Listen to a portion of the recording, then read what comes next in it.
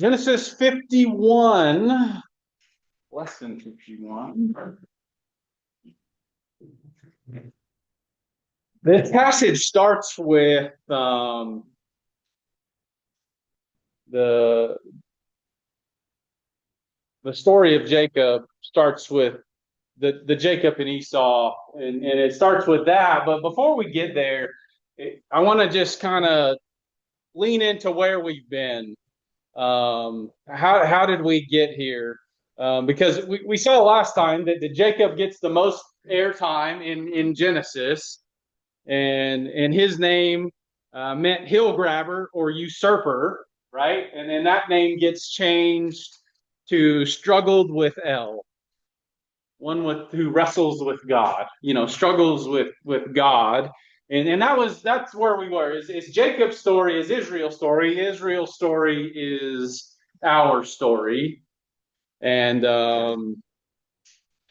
as we read this, we're not only looking at ancient history, we're looking at how this passages reflects our present today. And it's wisdom literature. It's offering guidance for generations and generations to come, and these patterns that we'll continue to see. And before we really get into Jacob's story, I want to just kind of trace the pattern in how we got here. In how we're moving. And you might say we already studied all this in great detail, and we did. Some of that was a year ago. So so we got in and so let me tell you this. If we don't understand what happened before this, you will read Jacob's story and you'll be like, what is happening? Like some of the things that happen in their interactions and the relationships. And I think when I first started reading about Jacob and Esau and Rachel and Leah, and I'm like, this is God's people? What? Why are we writing about this? And once we have the full picture in view, things start to make a lot more sense here.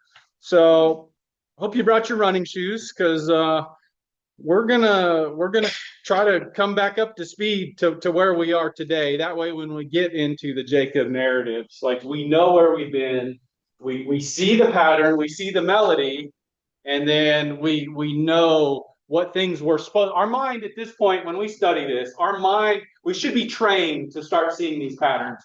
We start trained when we read something, we should be like, oh, I know what that's about, or we've seen this before. And once those things kind of click into place, then we'll understand where we're heading. Um, Genesis 1 and 2. Let's start there. We're not gonna. You don't need to go there. But remember, two different creation stories, right? In the first creation story, Genesis 1, what is the picture of chaos? Huh? The dark, the abyss, and one more thing, the water, right? And that was tohu vabohu. That was the wild and waste, and there was an image of water. But then in the second creation narrative in chapter 2, the image changed, right? It was no longer water. What was chaos in 2? Anyone remember? All right. That's why we're doing it. Huh? It was desert, right? So we went from way too much water to not enough water. And both we'll see, and you're not saying, well, which is it? No, we're saying there's just two different ways that these authors are depicting chaos, right? Of wilderness, of ungrowth, because water is essential, right? But we'll see that too much water is a bad thing, but not enough water is just as bad. So it's all in God's perfect timing. The watery wasteland, the desert wasteland. Um, but there is a sweet spot, right? With ideal conditions, with just enough, just what, and what did we call that ideal situation in chapter 2 and 3? Eden, right? So there is a place in God's provision where things are just right. When we're seeking him and we're walking in obedience, when we're walking in righteousness, things are just right. The Genesis picture, the biblical picture of that is the Eden. That's the ideal. And in this garden, from the dirt, God created the man and the woman. Well, outside the garden, he created the man and the woman, and he placed them in the garden. This was Is and Esau, and he placed them in the ideal. Well, let me ask you this. Did God remove the chaotic waters? He didn't. Why didn't he do that? Couldn't he have done that? Right? These were the questions we were wrestling with. That he left the chaotic water, but now he contained them. He gave them boundaries. And we see that all throughout chapter 1s, right? That was the waters above and the waters below, right? Either one of those waters are dangerous, but when they're in God's containment, it's safe, it's ideal. Rivers are flowing for drinking, and lakes for drinking, and fish and animal and wildlife, and all these things are good when the boundaries are followed and accepted. We can see where this is going, right? So God separated the dangerous waters from the good waters. Man and woman are given to rule over this land. Man and woman are given to rule over the animals, right? But there was one animal that didn't appreciate that. Mr. Serpent. Why didn't he appreciate that? Why didn't he appreciate Adam and Eve being asked to rule over the animals? Mm. And they are ruling over me. Yeah, they're ruling over me. He wants control, right? The adversary, right? The serpent here wants control. He desires control. He will do anything in his power to get control. So this usurper does what he does best. He wants to be like God. He wants to be like God. He wants the authority of God. And so he's going to work in every single way possible that he can to do that. And he does what he does best, right? He manipulates. He twists. He connives. He's crafty. And guess what? Is and Esau, man and woman, Adam and Eve, they fall for it. But after the falter, after last week, I'm calling it a falter. Because there's always redemption, right? There's always redemption. They still have a chance to move forward. So after the falter, God promises that a seed will come from the woman that will crush the head of the snake. But as we read, it gets the seed of the woman will get struck in the process. And God says these two, the seed of the woman and the seed of the snake, will be forever in conflict. They will always be in conflict with one another. From Eden, we get to Cain and Abel. That was a long time ago, but just the brothers divided. One offering is accepted, and he becomes the chosen. And how did the other feel about that? Jealous. Angry. Hurt. Maybe a little bitter. How does that end? Murder. Right. So the first time with Adam and Eve, what had to die? The animal to give them clothing. Now, because of these decisions, this is the first time a human loses their life. And what did God tell? God sees this all over Cain's face. Remember, he sees the smoke. That was the image that the Hebrew writers gave us. He saw the smoke coming out of his nose. I see the heat coming off of you. I see this rage building up inside of you. What did God tell him? Sin is crouching at your door. And what's right after that? It's so important. Gave him opportunity. He gave him the opportunity to choose. Anyone remember the wording he used? Sin is crouching at your door, and you must rule over it. Okay, So Adam and Eve were asked to rule over the animals, right? And now this sin now is personified as an animal crouching and ready to pounce. And Cain is given the exact same command that Adam and Eve were. You see this in front of you, and you need to rule over it. Because if you don't rule over it, what will happen? Huh? It will devour you. It will devour you. It will hit you. It will smack you. It will knock you down. Invited to rule again. And this time, instead of animal kingdoms, the animal is personified as sin. And God tells, if you have a chance to do good, that's what he told them. Tov, you have a chance to do Tov. You can do the right thing. You can change this path you're on, that your heart is set on. You can do Tov. But if you don't do Tov, sin, this animal, is crouching and waiting. And so as we see over and over, and this is kind of the point as we go through this, the children, right? The Cain, he falls into the same trap as his parents did, but we see that every generation sin is intensified, right? It goes from disobedience to rage and murder. And he had a chance to rule over that. And these stories are placed right next to each other, Adam and Eve to Cain and Abel, disobedience to murder.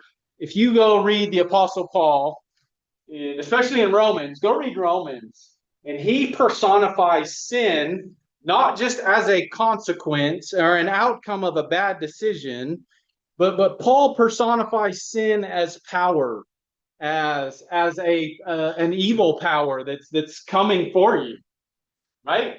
Sin, a lot of times we think of sin as just a consequence. Oh, I was supposed to do this, I didn't do it, and now I'm in sin. But as we'll see throughout the biblical story, sin has agency. Sin is pursuing us. Sin is tempting us. The enemy is after us. And he wants nothing more to usurp. He wants nothing more to twist and to manipulate and to see people walk outside of God's good, perfect, and pleasing will. It's not just a consequence. It is part of a consequence, but it has power and it has agency. And when you choose chaos, this is the point. When you choose chaos, you give all sorts of freedoms and power to sin. And then we start seeing things continue to ratchet up through the story, right? We see disobedience is separation. Then we see murder. And then where do we go next? Disobedience to murder to a man named Noah.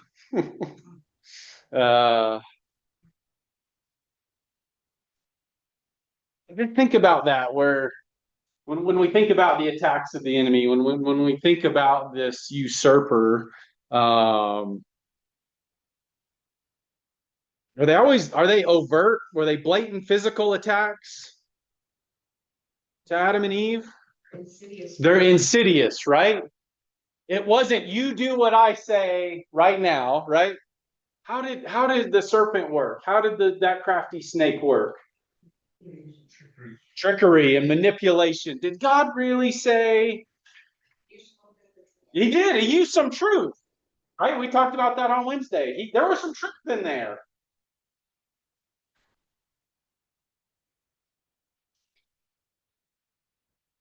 Think about, speaking of Wednesday, right? We talked about our ability to manipulate, our ability to add spin and sugarcoat and change all these things. So if the snake does that, if that's his shtick, right? That's what he does. And if we start doing that, then who are we acting as an agent of?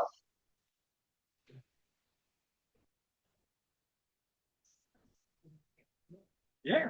Seed of the woman, seed of the snake, right? We're either agencies.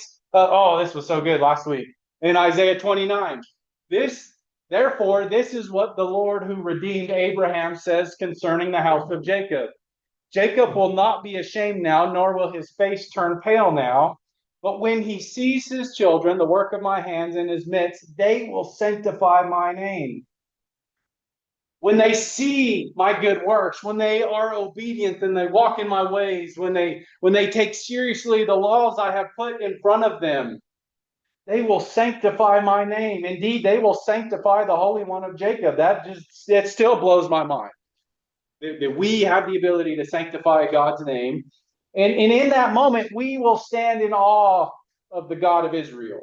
Everyone will stand in awe. Everyone, outsiders will stand in awe of the God of Israel when these things are happening, right? When the seed of the woman steps up and does what they're supposed to do in obedience, right? God's purpose is done. So here's the choices. What are we being agents of? Here in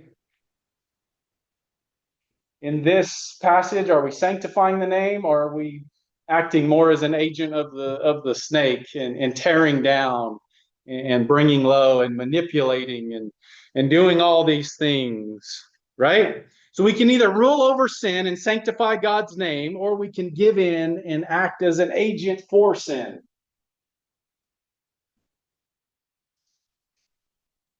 Why do you think I'm talking so much about this? Any thoughts? We're in it. Because we're hard learners. Because we're hard learners. We're walking in it, right?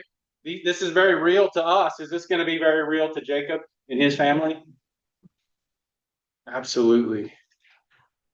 Absolutely. Cain gives in to the crouching animal, and which direction does he get sent? East, away from God's presence. And what does he do there? He builds a city. Yeah. He builds his own protection. I'm going to do things my way, right? So he builds his own protection. Generations come. Lamech goes from just murderous rage to flippant murder, right? At that point, it didn't take any kind of anger or jealousy to get him there. He just does it because it's Tuesday, right? That's where we've come, right? That murder is not just related to deep-seated hurts, it's just commonplace. Generations continue. God looks over the land, and what does he see? He sees violence. He sees immorality. He sees sin. He sees a world full of chaos. And what does God do? Judgment. He takes the creation that he made and he undoes creation. The things that separated and gave boundaries to the water, he removes them. And the dangerous waters come flooding back in. It's a cosmic reset. It's a cosmic reversal. It's judgment, but it's also mercy and grace, right? It's also the opportunity for the world to come back into right relationship with him. But was all creation undone? No. One part that survived, right? What was it? Noah and his family. And 2 of every animal. Right? There's this remnant on this so all the chaos waters all around. And there's this vessel floating, and in this vessel is peace, right? Eden 2.0 is the ark. And Noah's giving 2 main tasks. So one, what's his first task? Not a second task. What's the first task? Build a boat. Yeah, build a boat, right? Build a what? What's a boat? Build a what? I don't know. Like, just do it. God ever told you that? Do something? You're like, what is that? I don't know. Just do it. Let's just start there. Just do it. Yeah, build a boat. Was it a boat? We talked about that. Is there any steering? Yeah. Was there any things that above? Was there any power? No sails? No, no. This is a vessel, right? This is just a floaty thingy. Survival. Yeah, it's just survival craft. That's a better way to put it. Right. Doesn't know what it's for, but it separates him from the chaos around him. This little chosen refuge, protected from the chaos. Build a boat, and then Louis, you're all over it. What does he ask him to do? Rule over the animals. Again, take care of them, nurture them, make sure that they don't get into things they shouldn't. We got lots of animals that like to get into things they shouldn't. Far too many, right? Take care of them, provide for their needs, feed them, right? Nurture those things under your care. The judgment was against mankind, That's right. not against innocent. Not against the innocent animals, right? And so he's got 2 of the unclean animals. He's got 7 of the clean animals, 7 sets.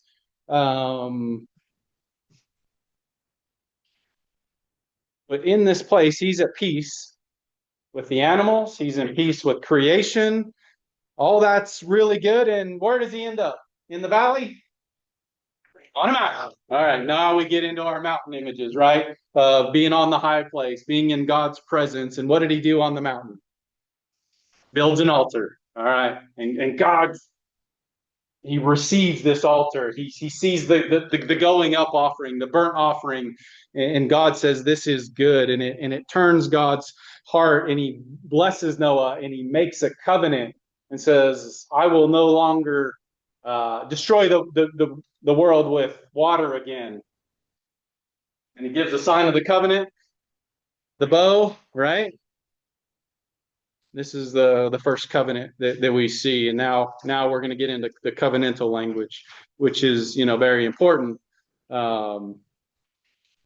What God did, was it that the act of building the altar that God appreciated? Was it that he stacked stones on top of each other? Is that what God appreciated? What do you think? It was obedience, the heart. It's his faith. Yeah. There's not a lot of animals left, right? A sacrifice cost him something. It was total surrender. That's important.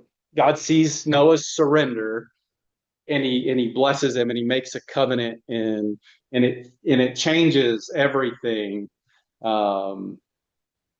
The Eden blessings got turned into a curse, right? The water was the Eden, the good water, but now through sin, right? It was a curse. Curse led to exile and death. We see the decreation of the flood, the undoing of God's Tov creation, right? We've seen this pattern over and over in our journey so far. But then God makes it right. Does it stay right? No. Oh, we didn't have to read very far, did we? Chapter 8 to chapter 9. Like, man, how did that go sideways so quickly? Do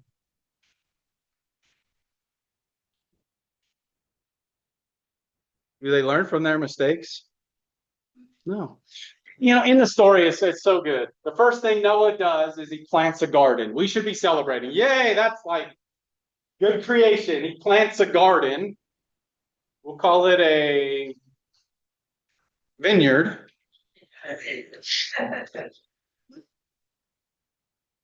Which is, it's good, right? It's life. It's plant growth. It's grapes. How'd it turn out? Not good.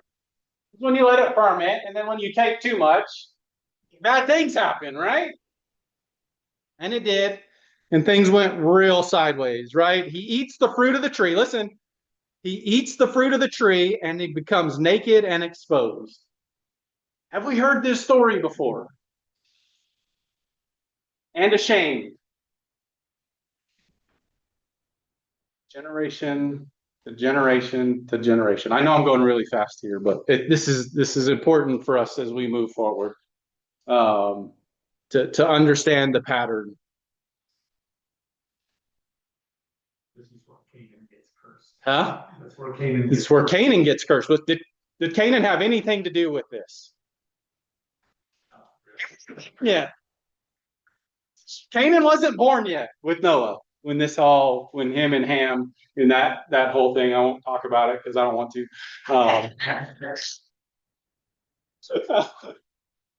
Right? But it wasn't Ham that got cursed. It was the generations to come that got cursed, right? The Canaan, this seed of the woman, seed of the snake, this seed begins to be to live into curse.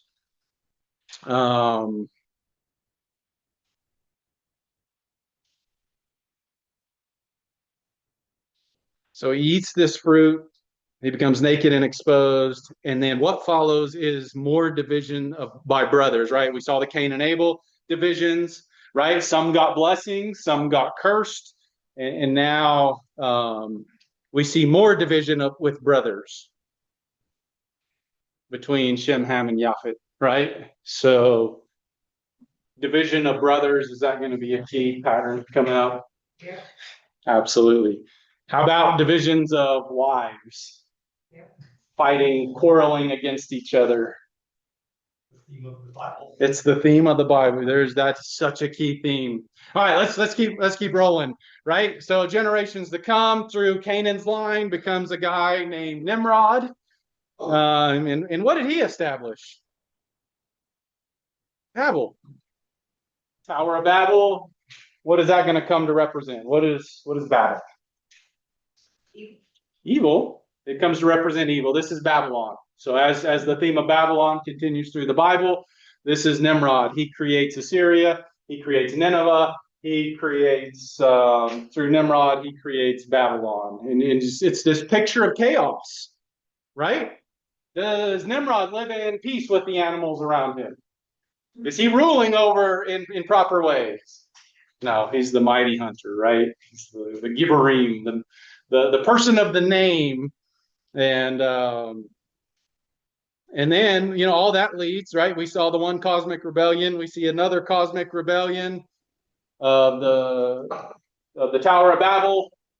Did he just destroy the tower? What did he do? What did God do? Dispersed them. No, Dispersed them and the language, right? He changed their language. Decreation, right? Language is a good thing, right? To be able to communicate. And now he's undoing that in dispersing them and changing their language. Correct. That'd be nice, wouldn't it? We all understood each other. All right.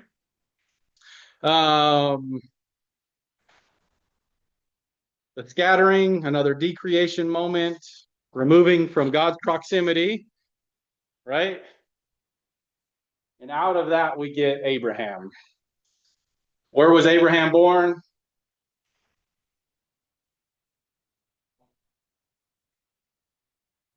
Ron is where he goes next. Come on, Logan. Give it to me. It's there, right? Ur of the Chaldeans. I know. Yeah, my bad. All right. And Ur is called the oven. Abraham's born in the oven, in the fire, and Ur is in Babylon. And where does God send them? East or west? West. Go west, young man. Go back to God's presence. Go back to my land. Go back to my promises. Go back to obedience. Right? And for what purpose? To bless all the nations. For one, be fruitful and multiply. That was the blessing on Abraham. Be fruitful and multiply. For what purpose? Blessed to be a blessing. I'm going to bless you so that everyone around you will find blessing in that. This is what biblical election means. You're going to see that word thrown around a lot. But that's what it means, that there is there is those It's about God appointing one or a group to be the vehicle of blessing to the many. God raises up the Abrahams. God raises up Jacob. He raises up Joseph, King David. Like all throughout the Bible, Gideon. He raises these people up to be a blessing to those around him. Does that mean that those people are the only one God cares for? No, that's exactly the point. God cares for everyone, and he's using those that are willing and obedient to be that vehicle of blessing.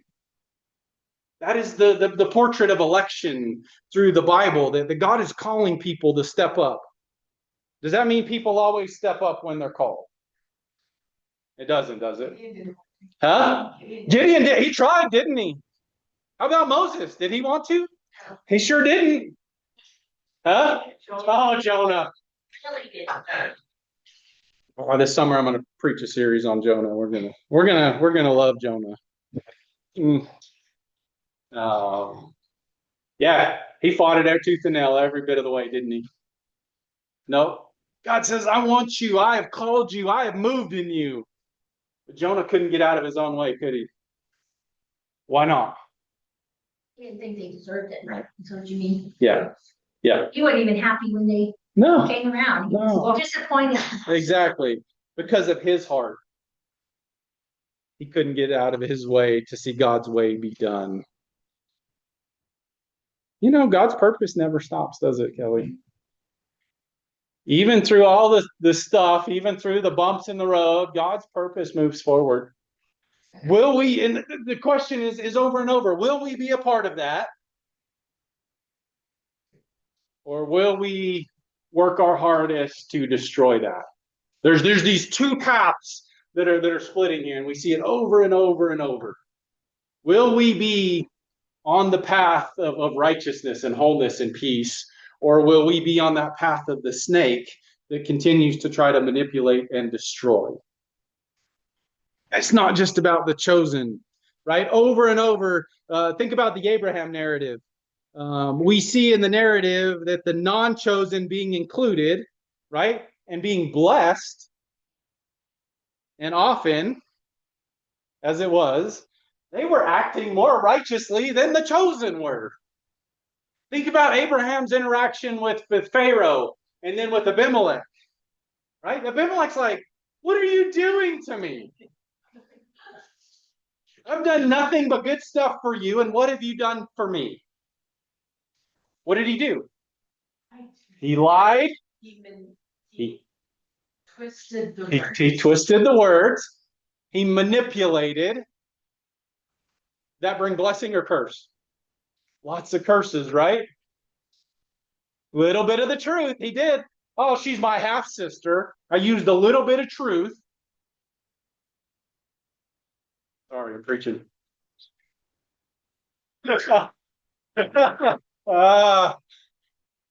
Yeah. All right. A little bit of the truth. And then, right? Curse. He was called, he was elected, he was chosen to be a blessing. How was he doing? Report card, right? Not great. Not great. Oh, where was he? In the valley, wasn't he? He walked away from God's presence, and what happened? Woo! It's good. It's good. And we saw that, didn't we? We saw that up and down with him on the mountaintops praising, he's sacrificing, he's worshiping. Then he gets down away from God's presence and he's manipulating. He's listening to voices that he shouldn't be listening to. He's taking slaves he never should have taken. That doesn't cause any problems, does it? Just one tiny one. Just one little problem, right? You're still dealing with. Yeah. The problem between Ishmael, who fathers a nation of Islam, that's not a problem, is it?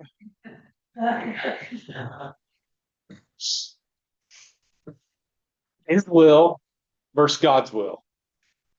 How will he choose? And that's the story of Abraham is how will he walk forward? right? We didn't see any division with Abraham, did we? No quarreling, no choosing of his own path, no manipulating or deceiving other people. But was Abraham a terrible, awful person? No. He did some really good stuff, didn't he?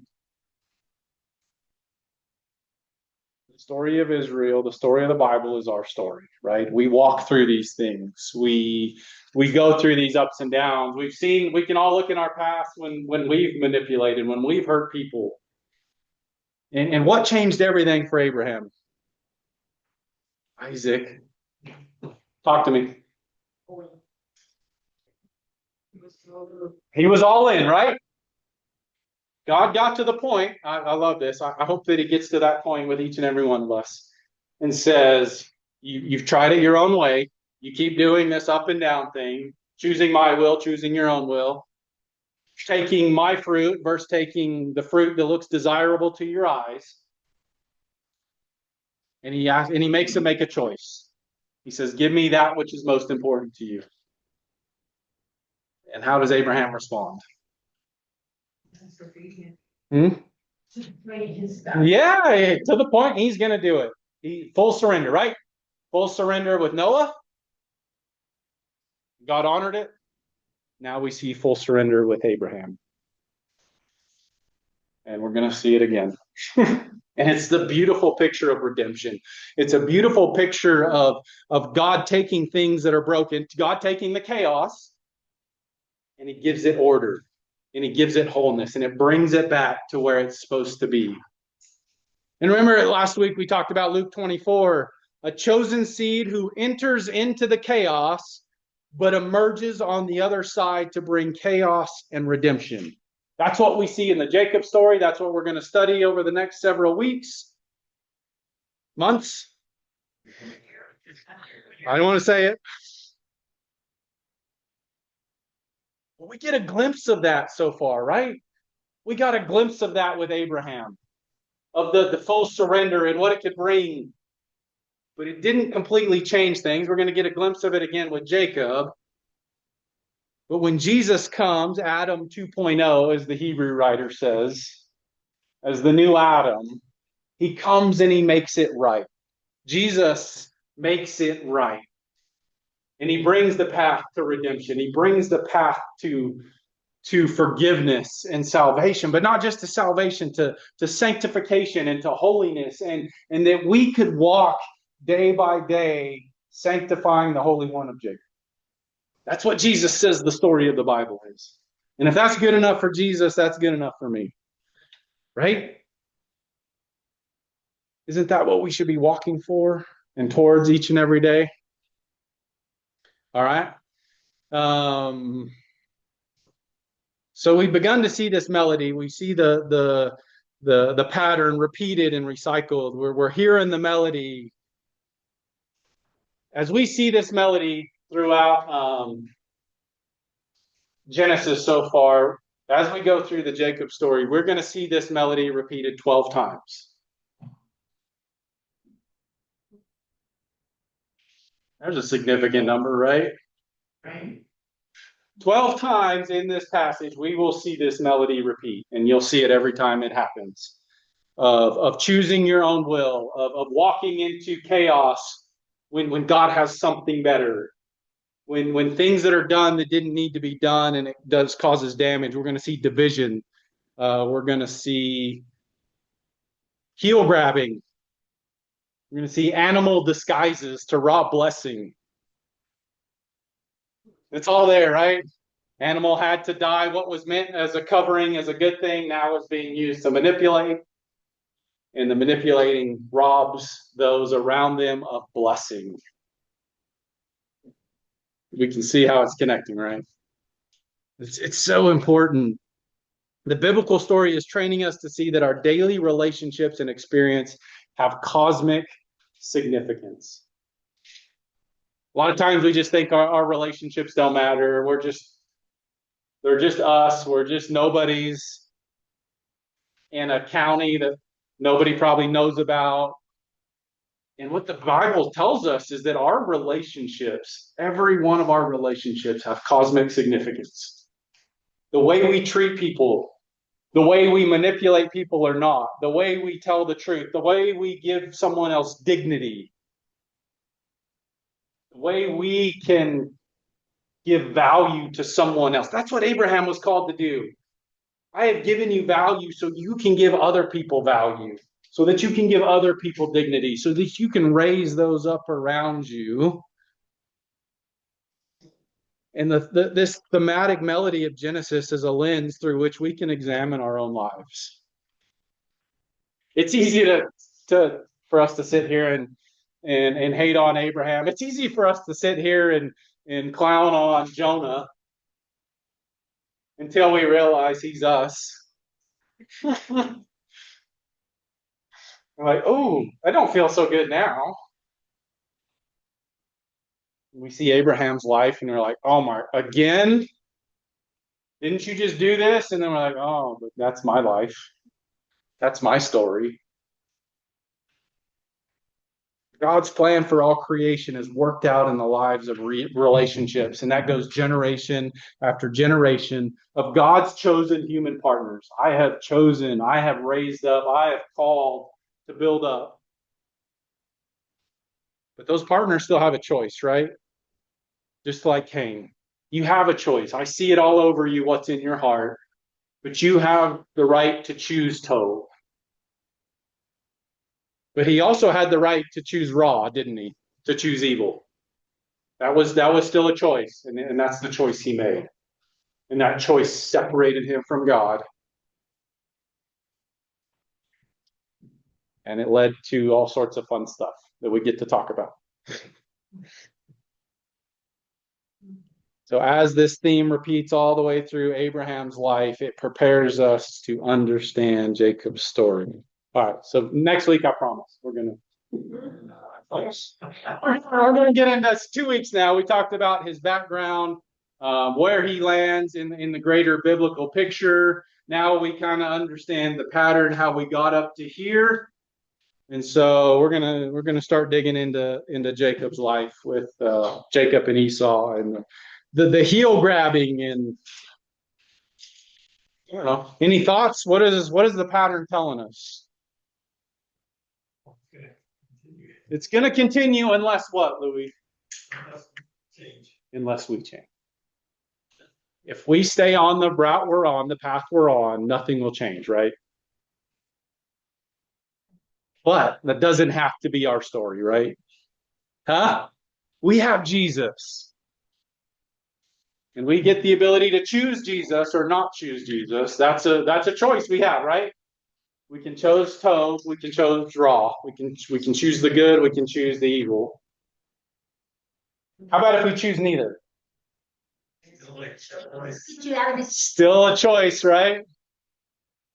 We're responsible that they are because we have That's right. history and we have Bible. We have the Bible. I think it's that now and there. That's it. That's it. Yeah, you're right. Yeah, we have. We also have access to God. Yes, they didn't have.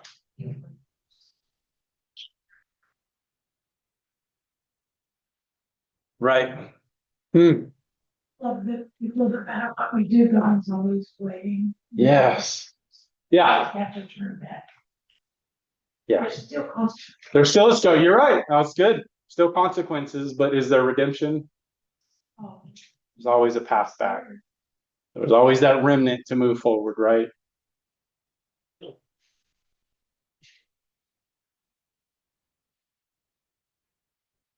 Will we sanctify the Holy One this week? Or will we be in opposition to it? Will we be tearing it down? There is no so as we see these two paths dividing between doing God's will and doing our will, what you'll see is there is no middle lane here. We like to think there's a middle road, but there's not. God says, you're either on, I need full surrender from you, right? I need all of you. I don't want part of you. I'm not interested in you building up in one breath and tearing down in the next. He said, I don't want any part of that. so far, as we've seen over and over, full surrender. Like, hey, just be in. I've given you the good, choose the good. Let's take out the manipulations. Let's take out where we devalue and break others down. Because that's really easy, right? How hard is it to devalue and break someone else down? It's real easy. It comes out so easy, so smooth. I don't even have to think about it. It just happens. Or are we building up and repairing and bringing the redemption of the good? That's important. That's an important part of the Bible. Walking in the grace and the mercy that He's given us. Sometimes that means we need to shut up. Sometimes that means we need to speak up. When we see things that aren't right, that we need to address, when we see chaos being prevailing, that we got to bring order because that's who He's called us to be so that blessings can come.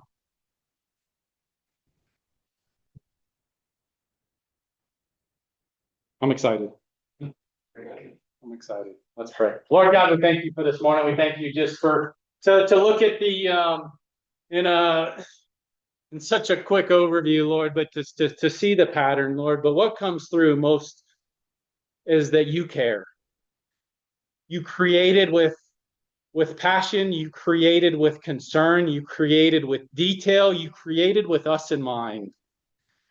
Because you care for us, because you want to see the best for us, Lord, and you've given us the best.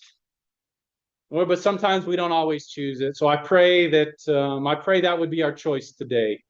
As we've seen with Noah, as we've seen with Abraham, Lord, that we would choose you and all of you and nothing else. And any time something sneaks in, anytime we allow that crafty serpent any footholds in our life, I pray that we would flee from that we would head west, back into your presence, back to the mountain, back to safety and security, back to being a blessing and not a curse. Lord, may we be lifting up. May your people take this to heart today. May I take this to heart today, Lord God. As we walk this road, as we make decisions that are hard, as we try to do the right thing, I pray that we would do that in light of who you are, in your image, as your image bearer. So I thank you for that tonight. I thank you for this great discussion, and I thank you for these lessons to come where we dive into Jacob's story and for you to reveal your will and your way to us. May we be ready and available. I thank you, Lord, and I love you. Amen. Yeah,